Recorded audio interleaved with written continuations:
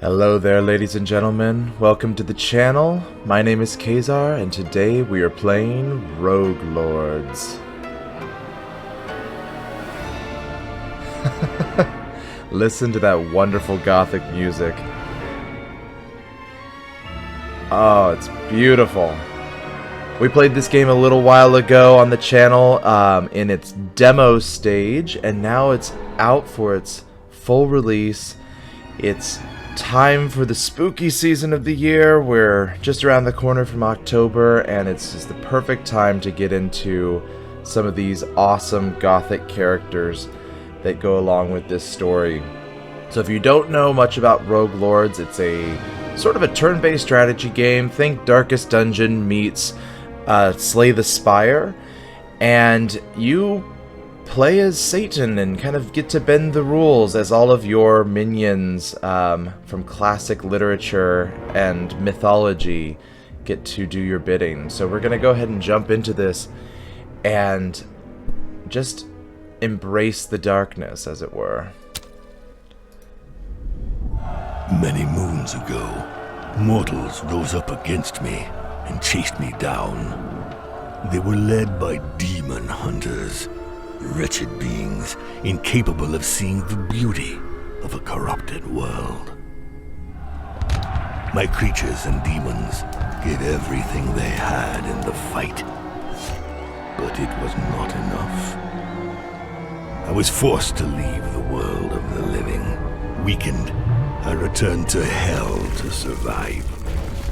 For years I consumed fresh souls to regain my power, but their numbers are fast diminishing.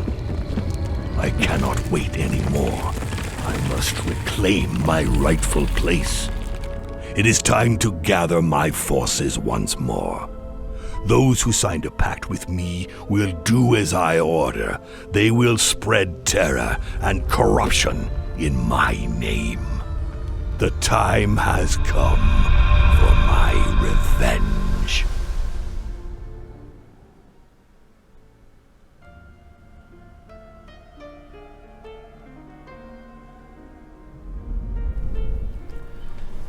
Alright, welcome to your fortress. From here you can launch adventures from the map of the New World, read about your servants in the chart of disciples, and follow your progress on the altar of conquests.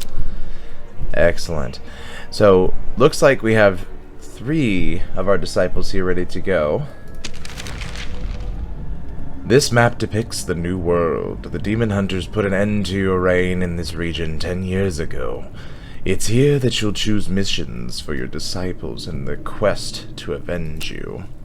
The further you progress in the game, the stronger your adversaries become, and the overall difficulty of the game increases. For the moment, your adversaries are weak, so take advantage of it and hit hard. Alright. Many years ago, I was banished from the terrestrial plane by Van Helsing and his demon hunters. Since then, I have reigned over hell while awaiting the hour of my return. But things are changing. The souls of the deceased no longer descend into hell. Have humans become more virtuous? Or is there a new force conspiring to usurp my power? I recall into service my disciples, powerful beings who once made a pact with me. They can move freely in this region called the New World, where I was undone by Van Helsing. They will find him and exact my revenge upon him. Awesome. Alright, let's go ahead and get Bloody Mary in to our scene here. So this is very similar to what the demo was showing us. We've got Dracula, the Headless Horseman, and Bloody Mary. And we do have, we did go ahead and get some of these alternate skins. I kind of want to, I don't know if I like Dracula's though. I like Dracula's classic skin, but I think we're going to change these up and make it look real fancy like. Alright, enemies will have 0% HP and SP, 0% uprisings in between zones, and 0% chance of being caught in an ambush. We're running through the tutorial here, folks. Pretty simple, hopefully. Hopefully we survive. You control a group of disciples and choose one to represent the group. You navigate from zone to zone by choosing your route on the map. You have to complete the main activity in a zone before you can move on to the next. Very similar to most roguelites. I'm thinking of Hades as another one where you have to complete the each section before you can move on to the next. Move close to the main activity to launch it. Through the renewed link with my disciples, I become aware of the situation in the new world. The demon hunters have increased their hold on the population. They are everywhere, on the roads, in the villages, patrolling and imposing a summary justice. On the other hand, no one has heard of the 6 artifacts stolen from me by Van Helsing during our last confrontation. If he is using them, he does not boast of it. My attention is drawn towards a new religion. The Sanctualumen, as it is called, is increasing its hold on humans. My disciples decide to go to one of its sanctuaries in order to learn more.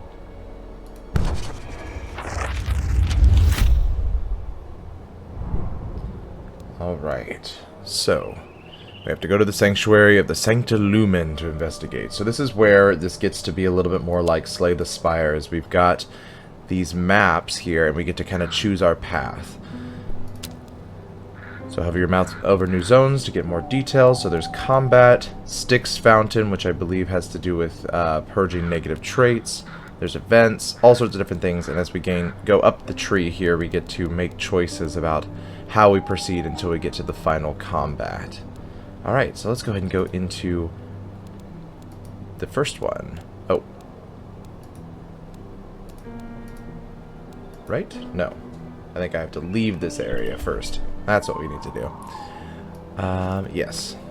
Here we go. So in each area there's there can be multiple things that you have to tackle and look at. Just has to do with how you want to tackle them in what order. Diabolic Essence is your main resource. If you run out, you lose. Essence can be lost during combats or used to boost your influence over the world of mortals. Souls can be won during combats or events. They can be traded to the Grim Reaper to obtain skills, increase the rarity of skills you already have, or obtain relics. As you accumulate events and combats, the terror you inspire grows. Each increase produces a terror effect on the zones of a subsequent night and gives you advantages. For every 4 increases, you move up a notch, permanently improving your chance to obtain higher rarity skills, and you receive a relic. Alright, let's see about this sanctuary here. Main activity. Completing this activity unlocks access to the following zones. Choose your approach. It will determine which rewards you receive at the end of combat. Okay, so add in a new skill. So this is where you can kind of choose how you level up. So gaining souls, you can spend those on different things. Terror effect means that you'll get help later on in another event.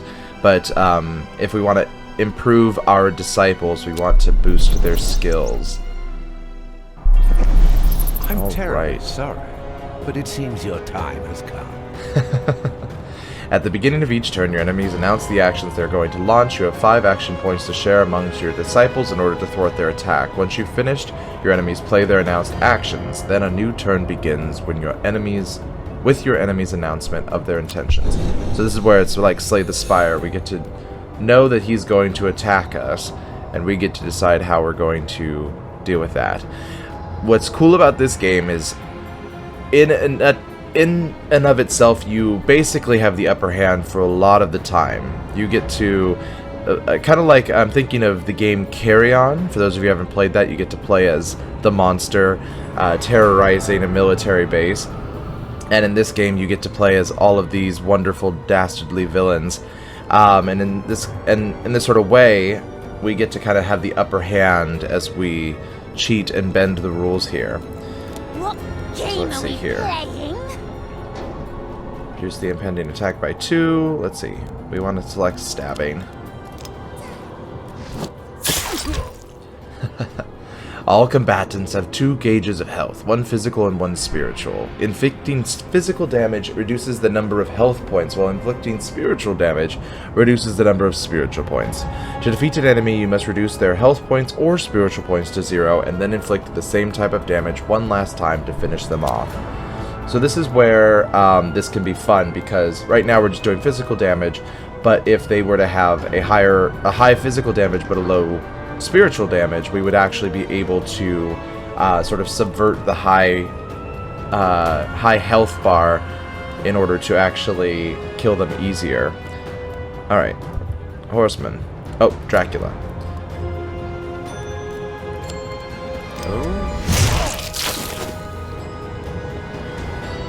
When you use a skill, you deplete its charge, and it can't be used again until it has been recharged. Each disciple possesses a recharge action that replenishes all their skills. Recharge actions vary from one disciple to another. For example, some have bonus effects that change their cost. So use your recharge action. Darkness makes me stronger. So action points play into the economy here. Alright. So we have one pool of action points for everybody. Select Dracula to choose a skill to launch. Okay. So all we need to do is hit him one more time. Let's go ahead and, I mean, we could just do this again. Another night, another conquest. Choose quickly. Evil will not spread by itself. Alright, each type of activity has its own set of specifications. At the end of each combat, you'll receive a reward depending on your choice at the time of approach. You will regularly have a choice of 3 elements during reward phases. Okay, so what do we want? We can go for Burst of Anger with Headless Horseman. Let's see. Which inflicts damage. Twist of Fate reduces the impending attack. So this is the thing that also happens, is that we can stack these abilities. So for example, I believe they have all of these abilities already, but if we get them a 3rd time, then we can actually sort of increase their ability. They kind of stack together, glomp together to make a whole new ability. So let's see here. Do we want Fury Fang? Steals HP. That sounds pretty cool. Let's go with that for Dracula. Alright. Let's see what else is over here. Okay. Actually, we're just looking for the exit at this point. Alright.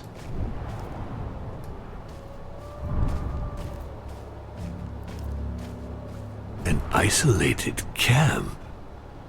We'll teach its occupants to be afraid of the dark.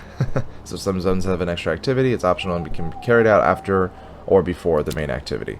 Since we're doing pretty good so far, let's go ahead and take out the camp first, and then we'll come back to the fountain. I think we're going to go for skills again. We'll just build up these skills as we're going.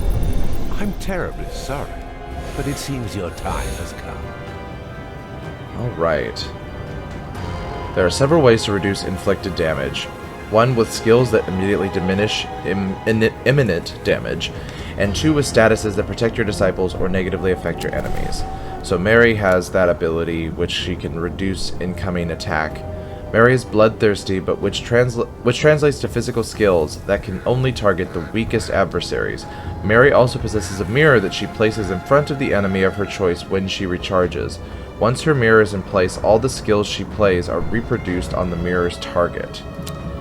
Right. So we can actually go ahead and put this. Select the enemy as a target. Yes. Who shall die tonight?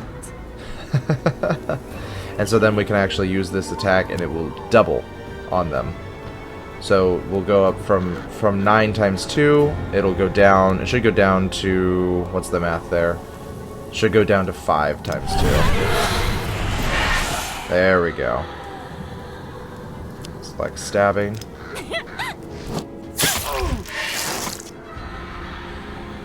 Alright.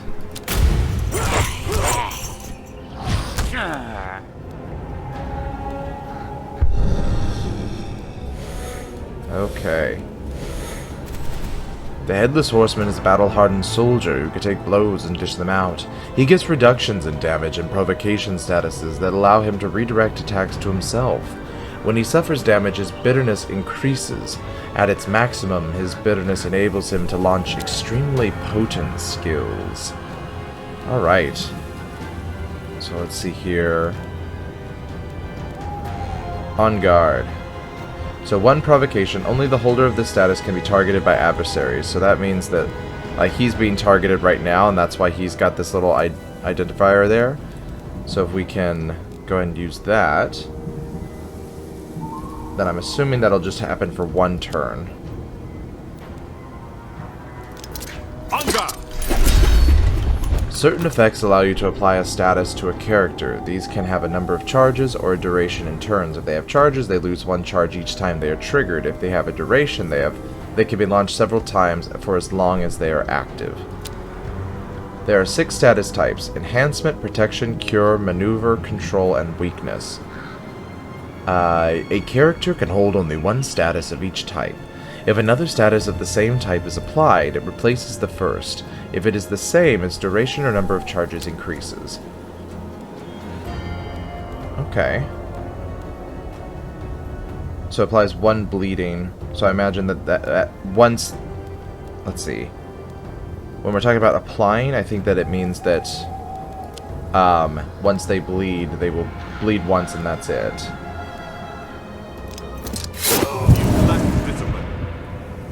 Bleeding will kill the enemy. Cool.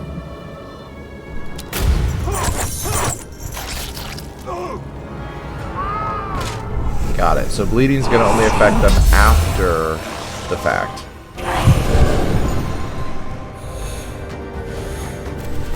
Dracula is a leader of men and was once a bloodthirsty warrior. He has earned his longevity by being extremely cautious in potentially deadly situations.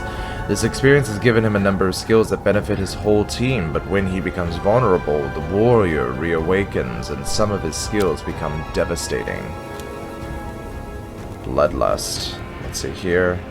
Apply 2 Vampirism, apply 2 Sharpening. So Vampirism, each time the holder inflicts physical damage, they also heal themselves by 3 to 5 HP. And Sharpening does plus 4 HP inflicted by skills. Let's do that. Let's go into Devil mode. Let's get down to business. So this is where we can actually bend the rules of the game. The Devil hasn't held back by the same rules as mortals. He can cheat the interface.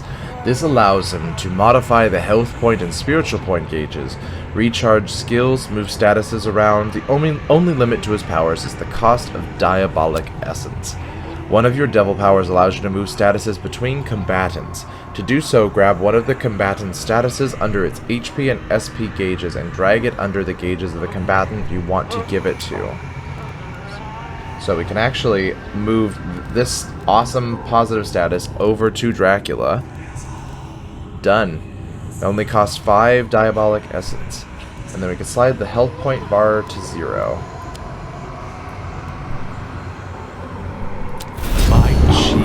Cheap.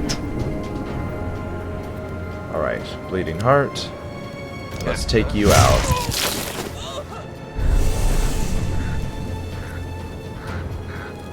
So, Aegis reduces the loss of HP by 6. So, in the next turn, we're actually going to, when he hits us, we're actually going to be okay, I think. I think that's the idea. The most severe punishments await you. When a disciple is vulnerable and about to suffer damage, the Devil protects it at the cost of many diabolical essence as inflicted damage. If a disciple is not vulnerable and about to suffer more damage than its current HP or SP, the damage surplus is cancelled. However, an attack hitting several times counts as many damage applications and can consume essence. Alright. I'm listening, Master. Let's go ahead and go for this.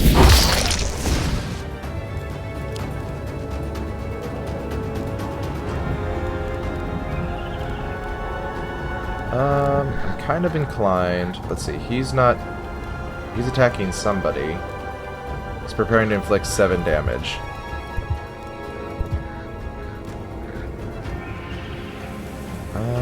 Okay. Okay, he's be prepared to inflict it on him. Devouring charge. Steal HP. The blade is sharpened to That's what we're talking about. What game are we playing? a mortal that bows down before my power. There we is a go. good mortal. Take everything you can. Alright, skills have 3 levels of rarity: ordinary, wicked, and demonic. When you obtain a skill for the 3rd time, the 3 fuse together to form a skill with the next level of rarity. Afterwards, you'll discover a skill with higher rarity for the same disciple. Okay, so let's see here. Slash, bleeding heart. I mean, these are just the regular attacks. I'm thinking let's go for slash because it has the bleeding skill on it. I think that's a really useful addition. There we go. So here's the thing, is that when you do that, now we only have 1 chance to use this before it needs to be recharged. So just have to keep aware of that. With these offerings, take them. Let's see. Now we have, these are all for the Headless Horseman. We have thrust. When you obtain a skill for the 3rd time, the 3 fuse together. Oh, that's just normal stuff. Let's see. Inflict 12 to 16 HP damage. Remove an enhancement. Add 1 charge to the horseman's statuses. Let's see. Opening, steal a maneuver. Inflict 2 times 10 to 16 HP. Oh, this has to do with what's weakest. It'll attack their HP or SP depending on where they're the weakest. And this one inflicts HP or SP depending on where the adversary is weakest. So interesting. But this one so that's the difference, is that this one costs 2 and this one costs 1. I think we're gonna go with the simpler one. We'll go with feint, which does less damage, but we can potentially use it more often. Alright. Let's go to the fountain. You can smell the noxious waters of the Styx even before you see the source. Observe the scene to gather more information. Alright.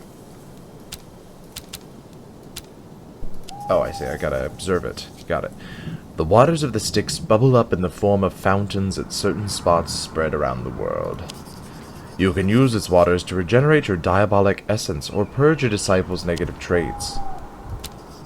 You can only withdraw energy from the source 1 time. Your disciples assemble around the altar awaiting your orders. The waters of the Styx offer invincibility. I need more. Awesome. So that's going to help us for next time. Many humans lie dead among the roots of these trees. I quite like this place. Alright. Whispering Cemetery.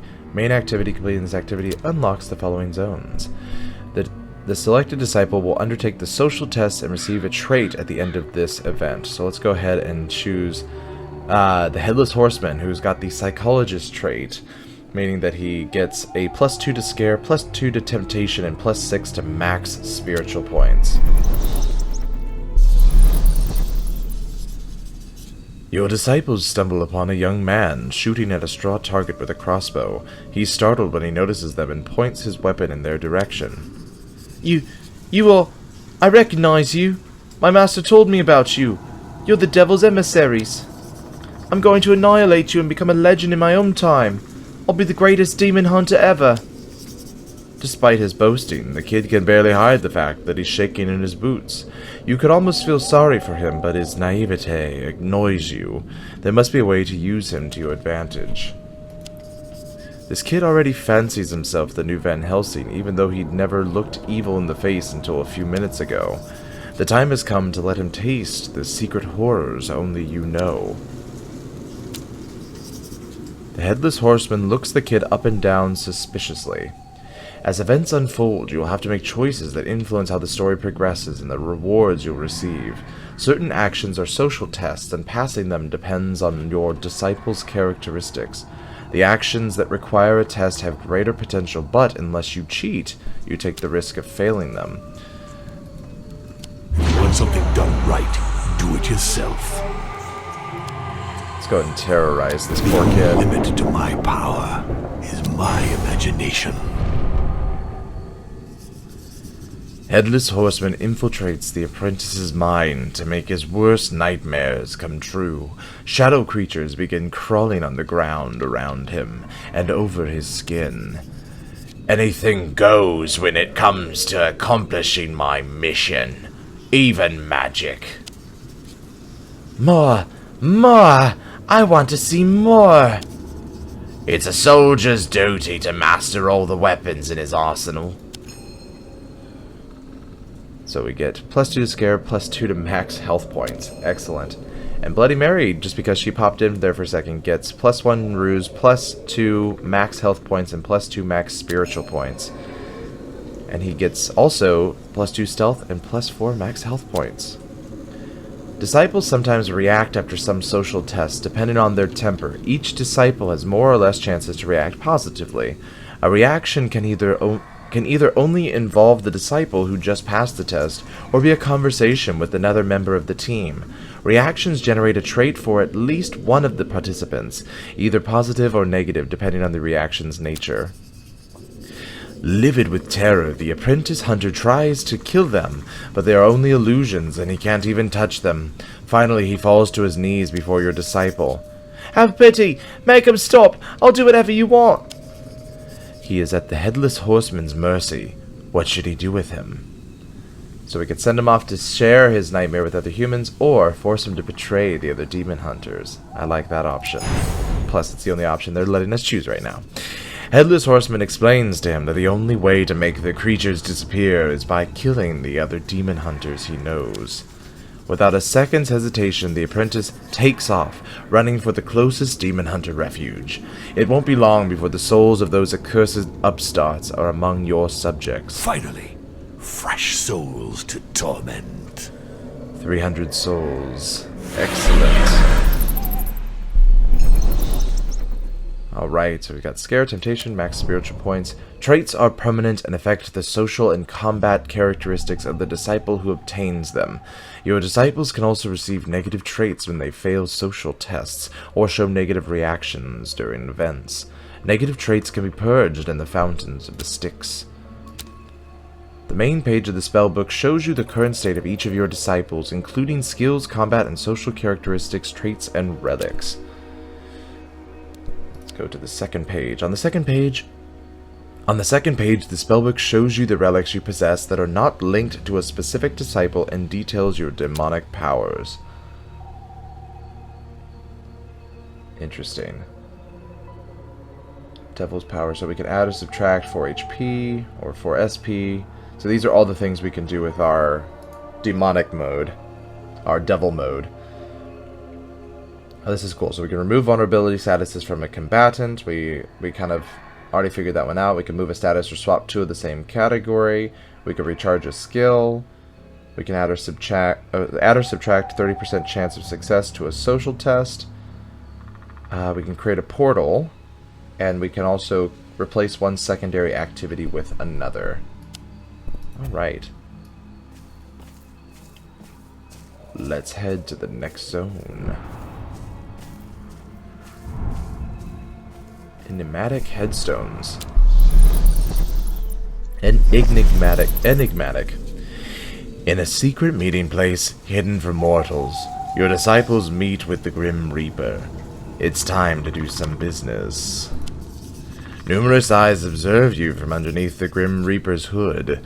You have no idea what he does with all the souls he collects, but as long as he respects the deals he makes with you, it's not your concern.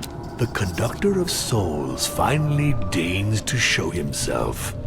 Don't make him wait. The Grim Reaper offers you skills and relics in exchange for souls. He can also increase the rarity of a skill you already possess, but to do so he needs to keep the skill until the next time you meet him. Cool, so you can see how many souls you have. It's right here. So we can choose... What are these? The holder begins combat... Oh, so these are like, is there... I don't know what you'd call these. Not skills, not abilities. Items. That's the word I'm looking for. Gosh, what the heck was that word? That we can give them to specific people. So this one would be specifically for Bloody Mary. This one would be specifically for the Headless Horseman. Cursed Helmet. That's hilarious. Alright. So we need to buy a skill. Let's see. This is inflict 12 to 17 SP, cost 2 AP. Okay. I'm kind of inclined to get something that's going to do SP damage, seeing as we mostly have HP damage as it is. And it would be nice to get something that can do that SP damage when we need it. So let's see, when you're taking a skill for the third time, let's see, Bloodthirsty. This skill can only target the adversary with the least HP. At the beginning and the end of the turn, suffer 5 to 8 SP, remove as many max SP. Oh, I see, that's what depression is. Okay, so we can actually... That might be cool. Let's do that one. Let's add that to her skill here. Oh, buy a relic. Good. Even more than skills, relics are powerful assets that help you progress. Though they can be obtained from the Grim Reaper and during certain events, the surest way to get them is by defeating elite adversaries. So we can begin combat with 2 haste. One way to upgrade the rarity of a skill is to leave it with the Grim Reaper. The skill you leave will not be in your disciple's inventory anymore. You can find a reminder of that skill next to the mini-map. The Grim Reaper will return the upgraded skill at the beginning of your next visit. So which skill, though? Upgrade a skill? Oh, I see. Let's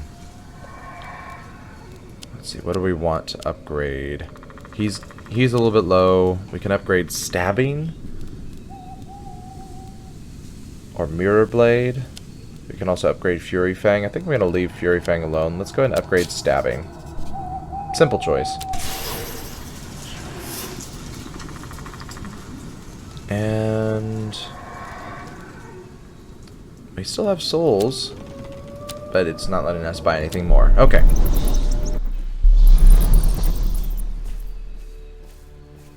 Alright, now we reach the crossroads. Stone by stone, I will tear down everything the Sanctualumen built. Alright, what is the sanctuary? My disciples enter the Sanctualumen sanctuary and determine that it has well and truly replaced the old religions. Priest and warrior monks trained to fight the creatures of the night. Vampires and werewolves rot in silver cages. My disciples swoop upon this new enemy, and soon lifeless bodies litter the sanctuary's floor. A handful of survivors are charged with spreading the word of my return. We then leave for the last known bastion of Van Helsing. Interesting. Good way to get around offending anybody if you just say that a new religion is taken over, huh? Very clever. Alright, so now we get our first choice. So we can choose combat, combat, or event. Alright, I kind of want to go back to the Grim Reaper. So I want to choose one of these two options here. The world of mortals awaits my judgment. So I'm thinking of doing combat, honestly. I don't know. Choosing an event might be cool too. Let's go for the event and not the combat. Because I'm kind of curious as to what this event might be. Many stone markers bearing the Sanctualumen symbol has been planted along the road. Your disciples can feel it. Prince of Hell. Oh, wow. Humanity is rising against you. The following effects will affect the zones situated in 2 nights. Upon arrival in the zone, one of your disciples receives a random negative trait. Great. So that's going to happen when we get to the Grim Reaper. Fantastic. Alright, see the threat effect on the zone. Okay. Use devil mode to cheat and avoid the threat. I shall forge the world in my image. Oh, we can actually jump to a different one entirely. Well, that's unfortunate, but I guess we don't want to have the negative trait at all anyway, so we can go ahead and just make a portal. The limit to my power is my imagination. So the portal won't become active unless we complete this activity. Good to know. Alright. Choose a disciple to pass the social test to receive the associated traits and end the event. Let's go ahead and do him this time. The Sanctuary Lumen's men are inside the walls of makeshift camp, preparing to submit the villagers to the question. They are convinced that several witches live in the area, and they're right. These fanatics of the light seem willing to do whatever it takes to eliminate the witches. With a little push from you, they might burn makeshift camp and all its inhabitants. But there might be a more subtle way to use them that would also allow you to save the witches. The entire population of makeshift camp is waiting in the central square, closely watched by inquisitors. It's easy to mix in with the crowd, but almost impossible to escape it. The Sanctuary Lumen has done a good job. The witches are trapped, and it's just a question of time before they're discovered.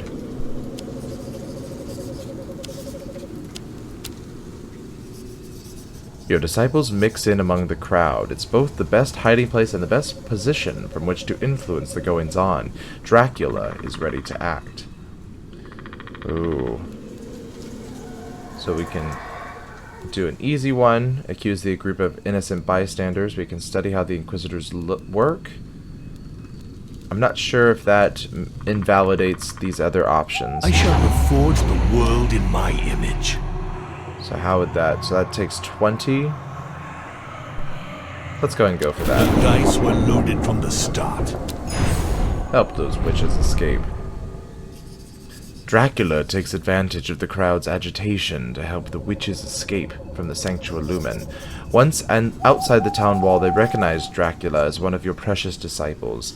They immediately fall to their knees before him and offer up all their possessions of value to thank him. These relics will only make our conquest more bloody. Perfect. So we got a temporal ruby at the end of each turn. Keep up to 3 unused AP for the next turn. And we got a black magic accumulator. For every 10 skills played, the last disciple to have played receives 1 superpower. A superpower doubles inflicted damage. That's kind of cool. And each time you sacrifice a skill, you earn 80 souls. Okay, so I'm kind of leaning towards either Temporal Ruby or Black Magic Accumulator. At the end of each turn, keep up to 3 unused AP for the next turn. That actually would be really useful. So let's go and do that. So I think the relics might just be with all of us then, and not with somebody in particular. Okay, so if we go to the black book here, we are, yeah. So the holder begins combat with 2 haste. How do I'm assuming that she can just have it, or that she just has it. There she goes, right there. Why don't we go ahead and set you as leader? Why not? Or Bloody Mary. Let's set Bloody Mary as leader. Let's see here. Temporal Ruby. I think this is just sitting with us, so does not matter where we go there. As they step through this portal, your disciples will be transported directly to the region it's linked to. Excellent. Alright, what is this Forgotten Idol? In a secret meeting place hidden from mortals, your disciples meet with the Grim Reaper. It's time to do some business. Well, that's convenient, isn't it? Numerous eyes observe you from under the Grim Reaper's hood. Ugh, creepy. As agreed, I infused the souls you gave me into the skill stabbing. Its strength has been greatly multiplied. The harvest was good. The skill stabbing now possesses rarity level wicked, as stipulated in our pact. Choose quickly. Evil will not spread. Okay, let's go and move that in. The conductor of souls finally deigns to show himself. So we have some souls we can do. Don't make him wait. Let's see. Pocket mirror. When combat begins, Mary places the mirror on a random enemy. So that could be really useful, but it's also 120 souls. Warhorn. Each time the 3 disciples play in a turn, plus 2 damage for the rest of combat. Brooch of Anticipation. When an enemy plays Preparation, plus 1 AP. And we also have... Let's see here. trying to think of how many skills each of these folks have. Let's see. Apply 3 bleeding would be good. I know that he is missing 1, so maybe apply 1 dodge. Apply 2 zombie. Transforms received healing into damage. Oh, wow. So we can actually, like, stop someone from getting healed. That actually might be really cool. Let's go and do that. And do we try Bleeding Heart? There we go. So it does it automatically. That's good. So we don't need to worry about having a slot for it. So, okay, so when we level up a skill, it actually gives us another skill to fill that empty slot. So that's good. So we could do Bite, which will recharge the last skill played this turn. That's really cool. Shadow Hook, which will do SP damage and apply Burn. Each time the holder suffers damage, they also lose 2 SP. That's cool. And we can apply Decomposition at the beginning and end of the turn, lose 4 to 10 HP. At the beginning and end of the turn, lose 4 to 10 HP. Okay. I'm kind of leaning towards Bite. I think that that's where we're going to go for this. Let's see here. Twist of Fate. Why don't we go ahead and... oh no, we can't do Twist of Fate. We don't have enough spell slots for it yet. Or ability slots, I should say. Nope. Okay. So let's go ahead. Maybe let's buy one of these things then. We still have enough for the pocket mirror. So let's go for it. Because that mirror is going to be really useful. Alright. And if we don't have to... if we don't have to spend anything to put the mirror on anybody, that'll be extra awesome. Alright. Who's gonna deal with this one? Let's see here. Do we want... Oh, I see. So these are not actually the traits they're bringing into it. These are the traits they're going to gain from being successful in this ability here. Okay. So let's see here. So we can add temptation, spiritual damage, and max spiritual points. So this would actually raise his overall ability to tank spiritual damage as well. This would raise health points, and this one would just be making her do more damage. I'm kind of inclined to do the extra damage and add ruse in there too. So let's do this. As they enter the sanctuary cemetery, your disciples notice something strange, a huge pile of corpses. As they come closer to examine the mystery, the Gravedigger calls out to them. If you're coming to drop off a body, walk right back out and put it in the common grave. With this damned white plague ravaging the countryside, I don't have any space for new residents. And the worst part is that all these plague-infested bodies don't rot. There has to be some dark magic at work in there somewhere. I'm sure of it. I'd give anything to get rid of all these bodies. The Gravedigger isn't joking when he says the cemetery is full. There are more tombstones than there are trees in the forest, and the graves are so full that each one forms a small burial mound. A pile of corpses includes men and women, young and old. It seems the epidemic spares no one. They are all as pale as ghosts, as if they had been drained of all their blood. That is why it's called the White Plague. Sounds like vampirism. Alright, so, well, let's talk to you, Gravedigger. I love her bone corset here. It's really, really well designed. The Gravedigger looks nervously at your disciples. So, we can make a pact with the Gravedigger. We can examine a corpse more closely, or we can harvest the souls of the dead. I kind of want to make a pact with the Gravedigger, see where that goes. The Gravedigger's anxiety is palpable. You offer to help him solve his problem in exchange for his soul. I'll sign all the pacts you want if it'll help me get rid of all these corpses. It's as if his soul were already yours. The only thing left to do is fulfill your end of the bargain and empty the cemetery of its residents. Okay, let's see here. So we can summon the grave robbers, which is easy, or we can awaken the dead, which is also easy. But we only have 40% here, so I'm thinking we're gonna go. It's high time I interfered. If we do this, we're gonna take 10 to get 100%. Let's go ahead and risk doing 70% My power is absolute. and see what happens. Oh no! Following Bloody Mary's orders, the dead rise from their graves. Unfortunately, a ravenous hunger causes them to devour the Gravedigger before he has time to sign the pact. What a waste. We spent diabolical essence on that. But she still gets the traits for completing that, so that's awesome. So it actually doesn't matter whether or not you win or lose in these things. You get the trait regardless. Good to know. Alright. Woebegone Mansion. So terror would only affect one night from now, which is not going to help us at all because that's going to be a fountain. We can set up an ambush, which gives us a skill, which would be nice, or we can gain souls, which would also be nice, but I think we're going to go for the skill. I'm terribly sorry, but it seems your time has come. Oh boy.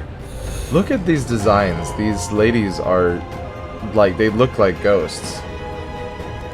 Exorcist and medium. Oh, this is awesome. Alright, so two people are getting attacked. It's not the one I want. So what we should do is we should take on guard and do that here, which will get them to attack him. What game are we playing? And let's see here. They have less health than they do spiritual accents. Actually, the medium does. So let's see here. We can reduce the impending attack by 2, or we can inflict damage. Honestly, probably what we want to do is inflict the damage. Then maybe we can actually take this one out this turn. Okay. So let's see here. Do we have anything that inflicts ×2? No, just her. It's just this ability here. But we don't have enough for that. Now, Let's get down to business. can we add one more? No, we can't. We don't have that ability. If it is an ability. Okay. What we could do, though, is just take one diabolical essence. Let's lower her health. The dice were loaded from the start. And then let's take Sir Dracula here with his one ability point. And that'll help. Alright. Oh, he's got burn on him now. Okay. She's appearing to apply several bonuses. So each time the holder suffers damage, they also lose SP. Okay. So, if we wanted to, we could potentially move that over to this person, but I think we're just going to go ahead and try to... Let's see here. At the beginning and end of each turn, suffer 5 to 10 SP, remove as many max SP. Let's go ahead and use that on her. Oh, these abilities look so cool. Alright. Let's see here. So you have... There we go. Inflict 6 to 10 SP. Let's see. So we can steal SP. We also have Feint, which does more does damage to what they're weakest in, which in this case would be SP, but I'm thinking I'm gonna try applying to zombie. Let's see. She's appearing to apply several bonuses, so she might be healing herself, or she might be just applying different bonuses that are different than that. So let's go ahead and do this one. Oh my god. Okay, so depression is replaced. So that's the thing. So weaknesses, you can only have one of these things at a time. So I should have left depression on, because that would have actually helped us out more. So she's now gained an enhancement, which means that she gets +6 SP inflicted by skills. So she's going to do more damage. And she has a mental barrier, which means reduces the SP suffered by 6. Dang it. Okay. So What game are we playing? let's go ahead and try this. There we go. Now you're vulnerable. And let's go ahead and do our feint attack here. A mortal that bows down before my power is a good mortal. I am pleased with these offerings. Take them. Eeny, meeny, miny, mo. So we can steal HP or SP. Oh, steal both, it seems. Target one enemy. Let's see here. This inflicts 6 to 10 HP or 6 to 10 SP, depending on where the adversary is weakest. Or we could do Mirror Blade, which inflicts 2 times 3 to 5 HP. I think we're going to go for this one. Dang it, but we don't have a slot for this. So I think maybe we'll go for Mirror Blade. Oh, but we can't. Can we really not grab these just because we don't have a slot? So what do? We'd have to replace it, and I'm guessing it deletes the other one. Choose quickly. Eeny, meeny, miny, mo would get rid of Mirror Blade. Take everything you can. Let's go and just take nothing then. Scream as We'll loud take the as you souls. can, condemned. So it seems like we would have gained more souls if we had just picked the souls option to begin with. But it's good that we gained something even if we don't have a means to get the skills. Fields. I'd love to see them burn. It's good to know we're full up on skills, so we need to not select that option. You can smell the noxious waters of the Styx even before you see the source. Alright, they gather There's around. nothing like the vile Let's get our waters of diabolic essence back. Alright. And here we go. Final combat. The Threatening Mansion. You reach the boss of the book. All you have to do is defeat it. Just like Red Threads, there will never be secondary activities in these zones. A book will always end with the final combat, and each book has its own boss.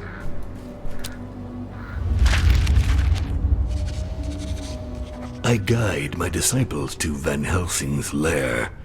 He is there, surrounded by his men. He is waiting for us. The news of my return does not seem to have shaken him. And so battle is engaged.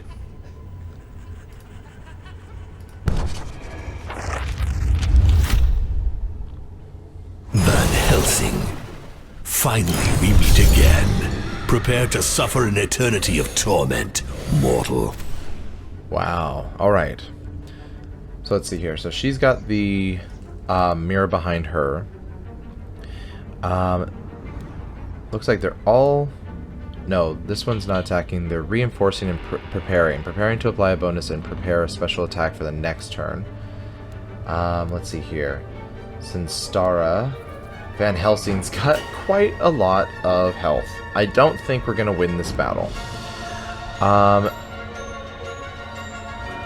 I'd say let's go ahead and do damage where we can. Should we...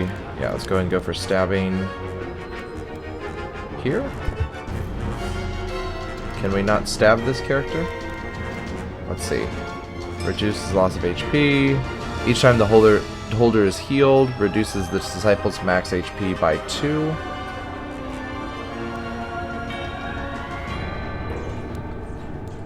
Do we have to choose her, though? That's weird. Why is it not letting me choose Sinstra? Isn't that kind of the point of... Oh, what was that ability? 7 years bad luck. Huh. Alright.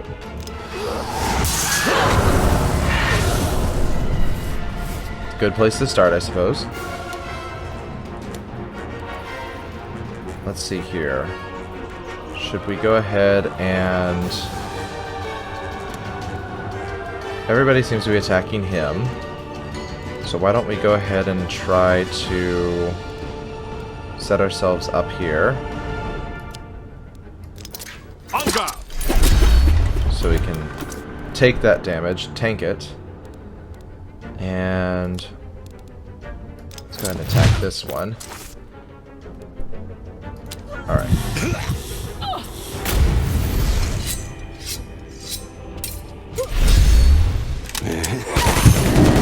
Okay, yeah. Yeah, I have a feeling we are not supposed to survive this.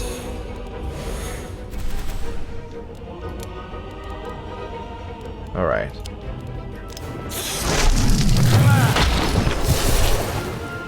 Alright, and...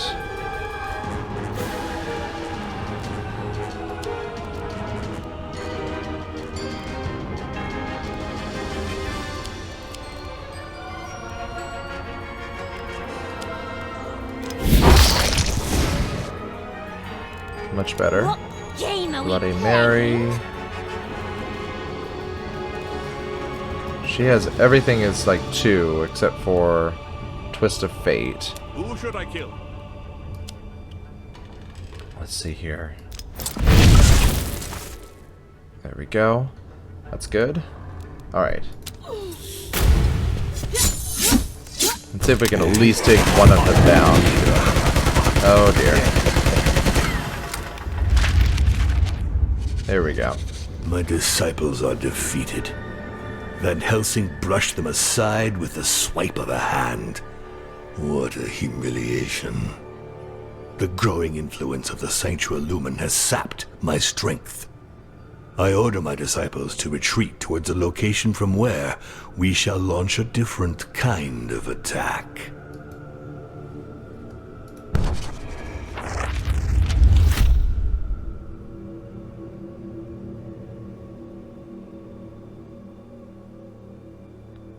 A boon to my conquest.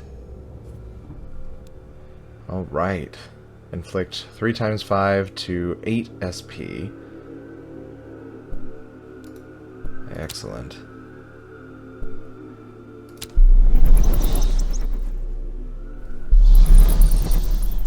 You have finished the tutorial. You can now access all the tutorials once you are in a book via the pause menu.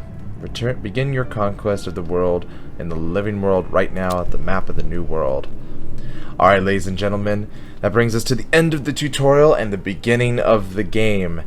I'm so excited to get into actually playing through the rest of this game. If you'd like to join me on this journey, please subscribe to the channel, hit that little bell icon so you can be notified of new content, like this video so it shows up in the YouTube algorithms, and as always folks, I will see you in the next game.